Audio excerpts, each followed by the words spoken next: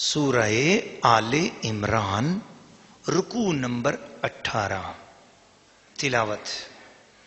الذين استجابوا لله والرسول من بعد ما أصابهم القرح للذين أحسنوا منهم واتقوا أجر عظيم الذين قال لهم الناس إن الناس قد جمعوا لكم فاخشوهم فزادهم إيمانا وقالوا حسبنا الله ونعم الوكيل فانقلبوا بنعمة من الله وفضل لم يمسسهم سوء واتبعوا رضوان الله والله ذو فضل عظيم إنما ذلكم الشيطان يخوف أولياءه فلا تخافوهم وخافون إن كنتم مؤمنين ولا يحزنك الذين يسارعون في الكفر إنهم لن يضروا الله شيئا يريد الله ألا يجعل لهم حظا في الآخرة ولهم عذاب عظيم إن الذين اشتروا الكفر بالإيمان لن يضروا الله شيئا ولهم عذاب أليم ولا يحسبن الذين كفروا أنما نملي لهم خير لأنفسهم إنما نملي لهم ليزدادوا إثما ولهم عذاب مهين ما كان الله ليذر المؤمنين على ما أنتم عليه حتى يميز الخبيث من الطيب وما كان الله ليطلعكم على الغيب ولكن الله يجتبي من رسله من يشاء فآمنوا بالله ورسوله وإن تؤمنوا وتتقوا فلكم أجر عظيم ولا يحسبن الذين يبخلون بما آتاهم الله من فضله هو خير لهم بل هو شر لهم سيطوقون ما بخلوا به يوم القيامة ولله ميراث السماوات والأرض واللہ بما تعملون خبیر. سورہ آل عمران رکوع نمبر 18 ترجمہ کنز الایمان. وہ جو اللہ اور رسول کے بلانے پر حاضر ہوئے بعد اس کے کہ انہیں زخم پہنچ چکا تھا ان کے نکوکاروں ان کے نکوکاروں اور پرہیزگاروں کے لیے بڑا ثواب ہے. وہ جن سے لوگوں نے کہا کہ لوگوں نے تمہارے لیے جتھا جوڑا تو ان سے ڈرو تو ان کا ایمان اور زائد ہوا اور بولے کہ اللہ ہم کو بس ہے اور کیا اچھا کارساز. تو پلٹے اللہ کے احسان اور فضل سے کہ انہیں کوئی برائی نہ پہنچی اور اللہ کی خوشی پر چلے اور اللہ بڑے فضل والا ہے. وہ تو شیطان ہی ہے کہ اپنے دوستوں سے دھمکاتا ہے تو ان سے نہ ڈرو اور مجھ سے ڈرو اگر ایمان رکھتے ہو. اور اے محبوب تم ان کا کچھ غم نہ کرو جو کفر پر دوڑتے ہیں وہ اللہ کا کچھ نہ بگاڑیں گے اور اللہ چاہتا ہے کہ آخرت میں ان کا کوئی حصہ نہ رکھے اور ان کے لیے بڑا عذاب ہے. وہ جنہوں نے ایمان کے بدلے کفر مول لیا اور اللہ کا کچھ نہ بگاڑیں گے اور ان کے لیے دردناک عذاب ہے. اور ہرگز کافر اس گمان میں نہ رہیں کہ وہ جو ہم انہیں ڈھیل دیتے ہیں کچھ ان کے لیے بھلا ہے. ہم تو اسی لیے انہیں ڈھیل دیتے ہیں کہ اور گناہ میں بڑھیں اور ان کے لیے ذلت کا عذاب ہے. اللہ مسلمانوں کو اس حال پر چھوڑنے کا نہیں جس پر تم ہو جب تک جدا نہ کر دے گندے کو ستھرے سے. اور اللہ کی شان یہ نہیں اے عام لوگوں کہ تمہیں غیب کا علم دے دے. ہاں اللہ چن لیتا ہے اپنے رسولوں سے جسے چاہے تو ایمان لاؤ اللہ اور اس کے رسولوں پر اور اگر ایمان لاؤ اور پرہیزگاری کرو تو تمہارے لیے بڑا ثواب ہے. اور جو بخل کرتے ہیں اس چیز میں جو اللہ نے انہیں اپنے فضل سے دی ہرگز اسے اپنے لیے اچھا نہ سمجھیں بلکہ وہ ان کے لیے برا ہے. ان قریب وہ جس میں بخل کیا تھا قیامت کے دن ان کے گلے کا طوق ہوگا اور اللہ ہی وارث ہے آسمانوں اور زمین کا اور اللہ تمہارے کاموں سے خبردار ہے. سورہ آل عمران رکوع نمبر 18 تفسیر. ناظرین و ناظرات سامعین و سامعات جب غزوہ احد ہو گیا تو غزوہ احد کے بعد مسلمان زخمی وہاں سے اگلے دن حضور صلی اللہ علیہ وسلم نے شہداء کی لاشیں جمع کی. اس میں رسول پاک صلی اللہ علیہ وسلم کے پیارے اور عزیز چچا سید الشہداء سیدنا حمزہ رضی اللہ تعالی عنہ کی لاش بھی کٹی ہوئی، سینہ چرا ہوا، کان مبارک کٹے ہوئے، ناک مبارک کٹی ہوئی، کلیجہ مبارک نکلا ہوا. ایسی سخت ترین زخمی حالت کی وہ لاش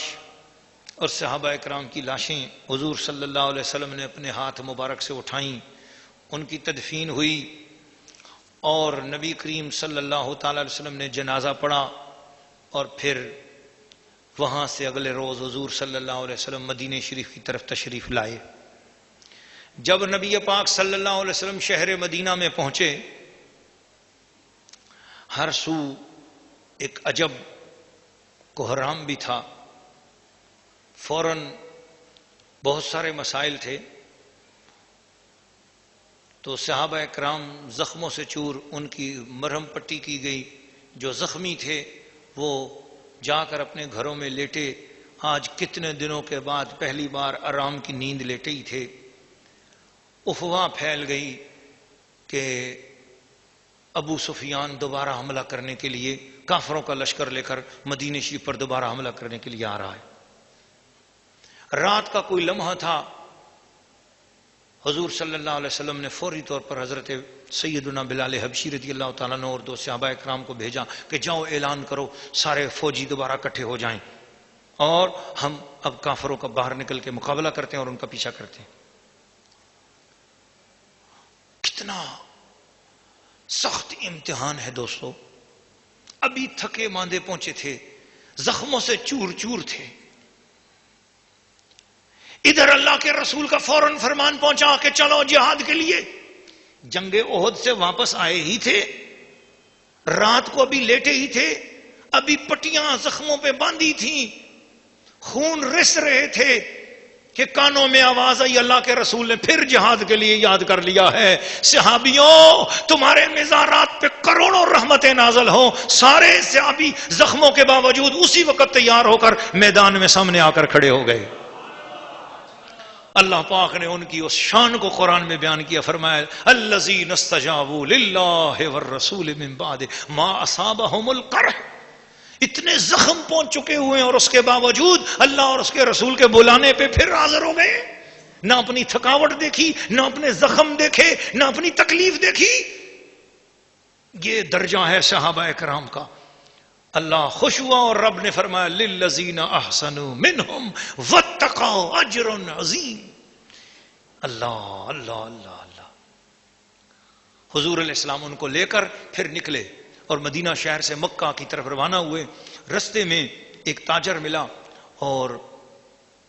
اس نے وہ حضور صلی اللہ علیہ وسلم کے زخمی دوستوں کو دیکھا، وہ حضور علیہ السلام کا پرانا جاننے والا تھا، تو اس کا تعلق دونوں طرف میں سے کسی طرف تو نہیں تھا، لیکن رابطہ اس کا ادھر مکے والوں سے بھی تھا، ادھر مدینے والوں سے، حضور سے بھی پرانی سلام دعا تھی۔ وہ تیزی سے جا رہا تھا تو اس نے دیکھا کہ حضور زخمی مجاہدوں کے ساتھ بھی جو ہے نا جا رہے ہیں، تو اس کو حضور سے بڑی ہمدردی آئی اور وہ تیزی سے نکل گیا۔ اپنے دل میں اس نے سوچا، اس نے جلدی جلدی پہنچا اور ابو سفیان آگے سے آ رہا تھا، تو ابو سفیان سے کہا، ابو سفیان کیا ارادے ہیں تمہارے مرنے کے؟ کہا کیا ہوا؟ ہاں بھائی وہ بہت بڑا لشکر لے کر حضور آ رہے ہیں،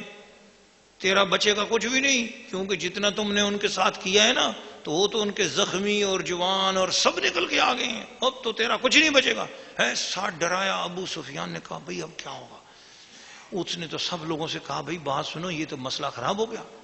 ہم تو مارے جائیں گے۔ بس ایسا ڈرا اور بھاگ گیا اور رسول پاک حمراء الاسد کے مقام پر پہنچے، اس لیے اس غزوے کا نام ہے غزوہ حمراء الاسد۔ حضور وہاں پر پہنچے، 1-2 دن تک انتظار کیا ان لوگوں کا، جب وہ نہیں آئے پھر حضور علیہ السلام خیر خیریت سے واپس آ گئے۔ لیکن اس میں ایمان والوں کا امتحان ہو گیا کہ ایک لڑائی کے بعد اگلی صبح کو دوسری لڑائی کے لیے تیار کیا، تو صحابہ اکرام دوسری لڑائی کے لیے بھی اللہ کے محبوب پر قربان ہونے کے لیے اپنی جانیں لے کر تیار ہو گئے۔ تو وہ بات اس رکوع کے شروع میں بیان کی۔ اس کے بعد ایک اور عظیم الشان بات کا ذکر ہے کہ پھر اگلے سال کا وعدہ کیا تھا،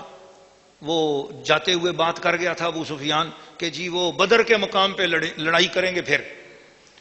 اب جو اگلے سال بدر کا مقام آیا تو اس درمیان یہ ہوا کہ کافروں پر اتنا رعب پڑ گیا اس پورے سال میں کہ اب سارے مکے والوں نے کہا کہ یہ کیا ہو گیا، ہمارا سارا پیسہ ہر چیز برباد ہوتی ہے، مسلمانوں کے ہاتھ سب کچھ لگ جاتا ہے۔ دراصل غزوہ احد میں ایک کافروں نے جانی نقصان وہ تو اچانک وہ درے کی وجہ سے پہنچا دیا، ورنہ جنگ تو مسلمان جیت چکے تھے، تو بے شمار اور مال غنیمت بھی مسلمانوں کے ہاتھ آیا، تو کافروں کو مالی اور جانی نقصان ہوا تھا، تو اس لیے ان کے سب لوگوں نے کہا بھی یہ اب لڑائی ہم سے نہیں ہوتی۔ اب وہ ان کے لوگ بھی ڈر گئے، اور اب ان کو سب کو پتا تھا کہ اب اگر لڑائی ہوئی تو مسلمان ہماری ٹکا بوٹی کر دیں گے، لہٰذا اس بنا پر وہ ڈرے بھی ہوئے تھے۔ اور ادھر یہ کہ ابو سفیان چاہتا تھا کہ لڑائی بھی نہ ہو مگر مسلمان ہم سے ڈر جائیں، تو اس نے ابو نعیم نامی نعیم اشجعی جو ہے نا اس کو پیسے دیے اور اس کو بہت ساری رشوت دی، اور اسے کہا کہ تم جاؤ مدینے شہر میں اور تمام مسلمانوں سے مل کر مسلمانوں کو ڈراؤ، مسلمانوں کو کہو خبردار بدر والے میدان میں اگلے سال لڑائی کے لیے نہ آنا، دیکھو جنگ احد میں تمہارے ساتھ کیا ہوا، وہاں تو بہت سخت ہم تمہارا سلوک کریں گے، تو مسلمان ڈر جائیں، مسلمان نہ آئیں اور ہم کو مکے میں بیٹھے بیٹھے ہی فتح مل جائے۔ تو ابو سفیان نے یہ چلاکی کی، تو نعیم اشجعی ابو سفیان سے رشوت لے کر پیسے لے کر مدینہ شریف میں آیا اور مسلمانوں سے مل مل کر کہنے لگا اور بھائی کیا کر رہے ہو، ادھر نہ جانا، لڑائی نہ کرنا۔ اب وہ جس مسلمان کو ڈرانے کے لیے جائے تو وہ مسلمان اللہ ان کی بات بیان کر رہا ہے، وہ کہتے ہیں الذین قال لهم الناس ان الناس قد جمعوا لكم فاخشوهم، وہی لوگ جمع ہو گئے ہیں، مکے کے کافر تمہیں مار دے گے، ڈرو ان سے۔ فزادہم ایمانا، تو مسلمانوں کا غریب سے غریب بچہ بھی اور چھوٹے سے چھوٹا بچہ بھی اور امیر بھی اور چھوٹے بھی اور بڑے بھی اور کمزور بھی اور طاقتور بھی، ایک ایک بندہ بول ان کا ایمان اور زیادہ ہو جاتا۔ اچھا، اور کہتے قالوا حسبنا اللہ ونعم الوکیل، اور کوئی پرواہ نہیں ہے، ہم لڑائیوں سے ڈرنے والے نہیں ہیں، انشاءاللہ نبی کے نام پر اپنی جان قربان ہے، ہم حاضر ہیں۔ تو وہ حیران ہو گیا کہ میں جس کو ڈرانا چاہتا ہوں وہ ڈرنے کے بجائے اور جوش میں آ جاتا ہے۔ فانقلبوا بنعمت من اللہ، اللہ کے رسول نے لشکر ترتیب دیا اور مکے میں پیغام بھیج دیا کہ ابو سفیان آ جا مقابلے پر، ہم آ گئے ہیں بدر میں۔ حضور علیہ الصلوۃ والسلام بدر کے لیے تیار ہو گئے، لشکر پورا تیار کر کے جب بدر میں پہنچے تو ادھر ابو سفیان ڈر کے مارے جو اپنا بزنس کرتا تھا نا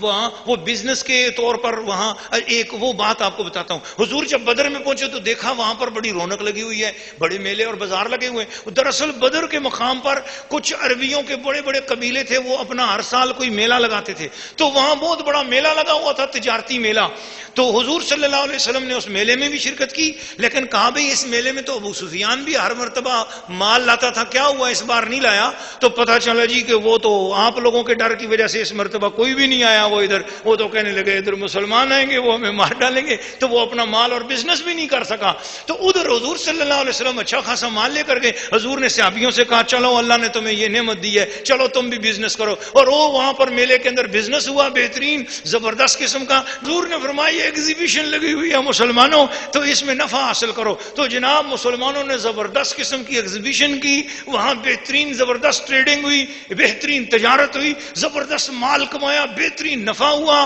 حضرت ابوبکر صدیق، عمر فاروق، عثمان غنی، مولا علی، حضرت طلحہ، حضرت عبد الرحمن ابن عوف اور صحابہ کرام نے زبردست تجارت کی۔ حضور پاک صلی اللہ علیہ وسلم نے خود بھی بہترین بزنس کیا، بڑا نفع کمایا اس میلے میں، اور پھر حضور نے فرمایا چلو اب ان کو تبلیغ بھی کریں، اور سب کو تبلیغ کی، اور آدھے لوگ وہاں مسلمان بھی ہو گئے، اور قبیلے والوں کے ساتھ حضور نے معاہدہ بھی کر لیا، تحریری معاہدے بھی ہو گئے، بہت بڑی کامیابیاں لے کر اللہ نے فرمایا فانقلبوا بنعمت من اللہ، انہوں نے حسبنا اللہ ونعم الوکیل کہا تھا کہ ہم اللہ کے بھروسے پہ جا رہے ہیں، تو جنگ کیے بغیر جیت بھی گئے، تجارت بھی ہو گئی، نفع بھی نصیب ہو گیا، دنیا اور آخرت کی نعمتیں لے کر حضور علیہ السلام واپس آئے۔ تو اس غزوہ حمراء الاسد کی بات جو ہے نا اس رکوع میں بیان کی جا رہی ہے۔ اور پھر اس کے بعد جو ہے وہ جو بندہ آیا تھا مسلمانوں کو ڈرانے کے لیے، تو اللہ تعالیٰ نے اس بندے کو بتایا کہ انما ذالکم الشیطان یخوف اولیاء، یہ شیطان تھا جو تمہیں ڈرا رہا ہے۔ تو اس لیے مسلمانوں جو تمہیں جہاد سے ڈرائے، جہاد نہ کرو، جہاد والے لوگ اچھے نہیں ہوتے، یہ بھی یاد رکھو جو اسلام کا جہاد ہے وہ اپنی جگہ پر حق ہے، فرض ہے، اور ہمارا اس پر ایمان ہے۔ جب بھی کبھی ہماری زندگیوں میں ہمارے بعد کبھی بھی ایسا جہاد فرض ہوا، ہم بھی انشاءاللہ اس کے لیے حاضر ہیں، اور اپنی اولادوں کو بھی وصیت کرتے ہیں جب بھی اسلامی جہاد فرض ہوگا انشاءاللہ ہمارا بچہ بچہ رسول اللہ کا سپاہی ہوگا انشاءاللہ۔ تو پھر